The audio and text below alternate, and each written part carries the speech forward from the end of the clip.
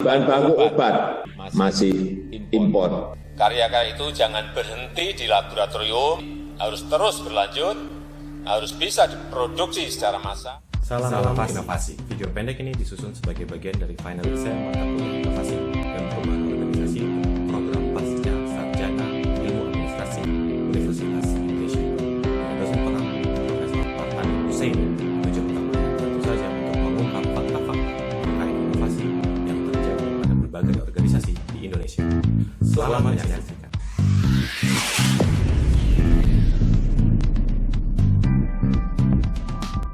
Sektor kesehatan Indonesia masih sangat tergantung pada impor, termasuk obat-obatan. Di sisi lain, Indonesia dikenal dengan kekayaan hayati yang luar biasa.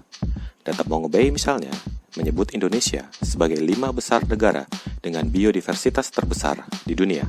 Kita tentu mengenal jamu sebagai bentuk pengobatan tradisional. Pada kenyataannya, pengobatan tradisional seringkali terjebak dalam dikotomi dengan pengobatan modern. Padahal, sesungguhnya keduanya sangat bisa saling melengkapi. Secara regulasi, obat tradisional diklasifikasikan menjadi jamu, obat herbal terstandar, dan fitofarmaka.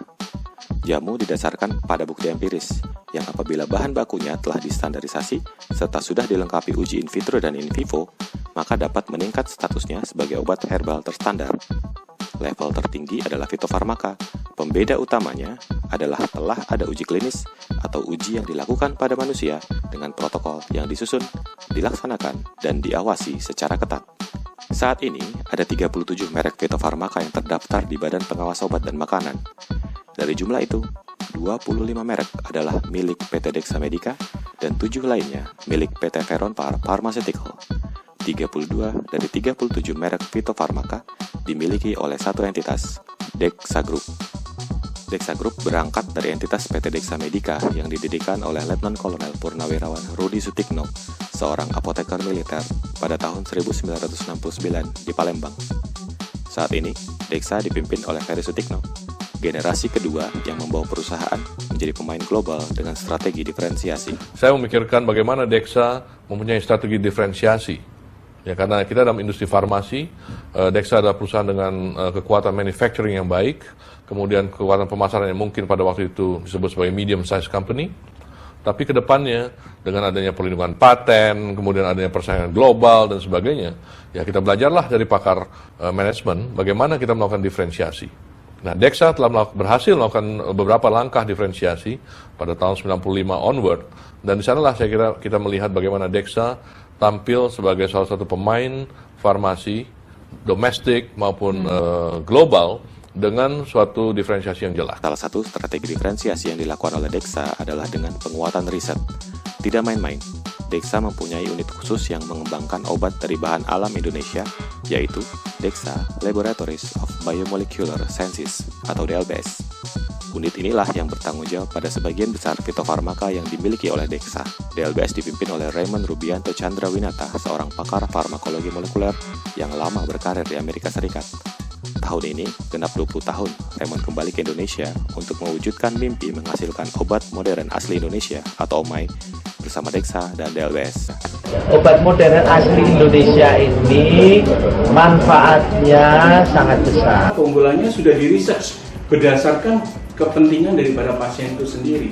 Jadi kita menggunakan prinsip-prinsip farmakologi modern, kita menggunakan gene dan protein, bagaimana bisa menapiskan daripada fraksi-fraksi bioaktif daripada obat herbal alam sehingga tepat terhadap penyakitnya dan sumber daripada penyakit. Produk-produk obat modern asli Indonesia yang dikembangkan oleh DLBS antara lain adalah Dissolve, Inlasin, Redasit, Herba Vomits, Herba Pain, Herba Cold, Herba Cough, dan yang terbaru, Herba Azimor. Dari sisi value, Dexa melalui DLBS mengadaptasi teknologi terbaru, baik dalam bidang riset maupun produksi ekstrak bahan alam. Dexa Group juga secara aktif memperkenalkan value proposition hasil karya anak bangsa dan kekayaan alam Indonesia dalam obat modern asli Indonesia pada publik maupun stakeholder. Ada yang dari bungur, ada yang dari kayu manis, ada yang dari mahkota dewa, ada dari cacing tanah juga ada, kemudian ikan gabus dan lain-lain. Berbagai macam, pokoknya kita hanya menggunakan bahan asli Indonesia saja. Keunggulan utama DLBS adalah unit ini bukan semata-mata pabrik ekstrak bahan alam. Yang dihasilkan oleh DLBS adalah bioactive fraction unit. Dan yang paling utama, Hasil riset berupa bioactive fraction tersebut dapat langsung dieksekusi menjadi produk melalui PT Dexa Medica atau PT Veron sebagai bagian dari entitas Dexa Group. Tantangan yang masih harus dihadapi adalah penerimaan dunia kesehatan pada obat bahan alam dengan khasiat yang sudah teruji klinis. Hal ini secara berkesinambungan diatasi dengan sosialisasi terus-menerus, baik kepada para dokter hingga para pengambil kebijakan. Upaya uji klinis yang tergambar dalam jumlah fitofarmaka yang dimiliki oleh Dexa Group juga menjadi salah satu hal yang dilakukan untuk menghadapi tren ini. Rare adalah kunci keunggulan kompetitif. Rarity terjadi ketika DLBS memiliki kapabilitas yang memandai dan terbilang unik dibandingkan para kompetitor. Sekali lagi, kapabilitas yang dibangun terbilang komplit dan berkesinambungan, yakni kemampuan riset, kemampuan produksi bioactive fraction sebagai bahan baku obat, kemampuan memproduksi bioactive fraction menjadi produk jadi atau finished good, serta kemampuan pemasaran. Rangkaian ini terbilang tidak banyak ada di industri farmasi dalam negeri dan telah terbukti bertahan lama, mulai dari 2005 sejak DLBS berdiri atau sejak 2011 ketika Solve sebagai produk pertama dari DLBS mulai dipasarkan. Dari konteks imitability, kapabilitas yang dibangun oleh Dexa dan terutama DLBS terbilang sulit untuk diimitasi, terutama dalam waktu singkat karena kesinambungan yang melibatkan unit riset modern, unit produksi bioactive fraction dari bahan alam, hingga unit yang membuat produk jadi adalah suatu rangkaian yang sangat kompleks bagi satu entitas perusahaan. Terlebih, DLBS sendiri sebagai institusi riset juga telah memiliki banyak publikasi dan paten, baik di dalam maupun luar negeri. Uji klinis yang dilakukan sebagai syarat utama produk bisa menjadi fitofarmaka adalah proses yang secara default memang panjang dan berkesinambungan, karena intinya adalah mengungkap khasiat suatu zat pada tubuh manusia. Organization tentu tidak perlu dipertanyakan lagi. Dexa sampai membuat unit khusus bernama DLBS untuk mendukung riset bahan alam demi terciptanya obat modern asli Indonesia, terpisah dari entitas riset untuk produk-produk farmasi Dexa Group lain yang ada di dalam organisasi Dexa Development Center. Dengan demikian, seluruh V, R, dan I khusus bahan alam fokus pada organisasi DLBS, sedangkan V, R, dan I pada produk farmasi baru termasuk New Drug Delivery System yang juga identik dengan Dexa Group fokus dijalankan di Dexa Development Center. Industri obat berbasis bahan alam adalah mimpi sang founder. Mimpi itu didukung penuh oleh jajaran petinggi, posisi founder dan top manajemen sebagai activator dalam hal ini. DLBS memiliki koneksi dengan pengembangan bisnis Dexa Group secara keseluruhan karena bagaimanapun suatu obat dikembangkan tentu sudah lengkap dengan kajian bisnisnya. Koneksi periset dengan business development ini menjadi bagian dari browser. Ketika data demi data dipertukarkan dan diperbaharui demi tercapainya sebuah inovasi berupa produk obat modern asli Indonesia. Lantas siapa creator dan developer dalam hal ini? Sekali lagi, bagian business development mengambil peran bersama-sama dengan para lead scientist hingga sampai pada para saintis di berbagai bidang, mulai dari farmakognosi, isolasi, farmakologi molekuler, hingga formulasi produk jadi. Hasil pengembangan ini kemudian dieksekusi.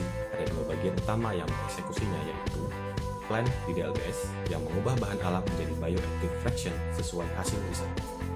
Satu lagi adalah plan Dexa maupun Veron sebagai pemilik izin edar produk jadi yang mengubah bioactive fraction menjadi produk yang beredar di pasaran. Seluruh rangkaian proses dari riset sampai marketing tentu saja difasilitasi oleh organisasi. Fasilitasi ini pula yang mendukung kesinambungan DLBS sejak berdirinya sampai dengan perkembangannya sejauh ini sebagai pendukung utama obat modern asli Indonesia. Dari sisi sustainability, DLBS eksis sejak 2005, naik kelas menjadi IEBA tahun 2013. Saat ini, berkembang menjadi solusi bagi kemandirian bahan baku obat yang disadari sangat penting di era pandemi COVID-19. Pandemi COVID-19 membuka mata kita perihal perlunya riset bagi industri farmasi. Kemandirian bahan baku obat adalah mimpi yang perlu diwujudkan. Apalagi bagi negara dengan kekayaan hayati sebesar Indonesia. Butuh visi besar dan strategi yang tepat untuk bisa menerjemahkan keunggulan tersebut sampai pada level produk. Visi yang bukan hanya tentang bisnis semata, melainkan tentang optimalisasi daya saing negeri ini. Butuh effort yang besar pula untuk membawa produk itu diterima dengan baik oleh pasar. Dan tentu saja, semuanya harus dijalankan dengan persisten demi bisa mencapai tujuan.